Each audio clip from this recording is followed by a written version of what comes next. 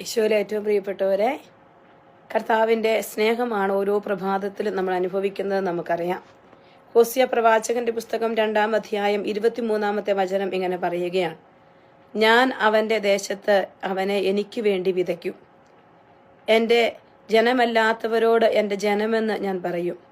കരുണ ലഭിക്കാത്തവളോട് കരുണ ഞാൻ കാണിക്കും. അങ്ങനെ ഞാൻ അവരുടെ ദൈവമാണെന്ന് അവരറിയും. ദൈവത്തിൻ്റെ വലിയ പ്രവൃത്തിയാണ്. അവഗണിക്കപ്പെട്ട, കരുണ ലഭിക്കാത്ത, ശൂന്യമായ പോയ ജീവിതങ്ങളെ എടുത്തുപയോഗിക്കുന്ന ഒരു ദൈവത്തെ നമ്മൾ കാണുകയാണ്.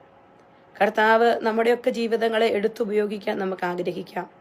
ഒരുപക്ഷെ അഴുകാതിരിക്കുന്ന ഗോതമ്പ് മണിക്ക് ഫലം പുറപ്പെടുവിക്കാൻ സാധിക്കാത്തതുപോലെ അഴുകുമ്പോൾ ഫലമുള്ള ജീവിതമായി മാറേണ്ടതിനായി ദൈവത്തിൻ്റെ കൈകളിലെ, വിതക്കാരൻ്റെ കൈകളിൽ ഒരു ഗോതമ്പ് മണിയായി മാറാൻ നമുക്ക് ആഗ്രഹിച്ച് പ്രാർത്ഥിക്കാം. വിശുദ്ധരുടെയൊക്കെ ജീവിതം വിതക്കാരൻ്റെ കയ്യിലൊരു ഗോതമ്പ് മണിയായിരുന്നു.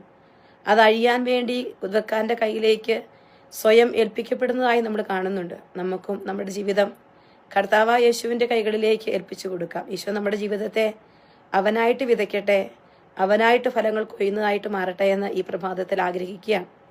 ഒപ്പം തന്നെ നമുക്കറിയാം, ഇന്ന് ഒക്ടോബർ മാസം 30-ാം തീയതിയാണ്.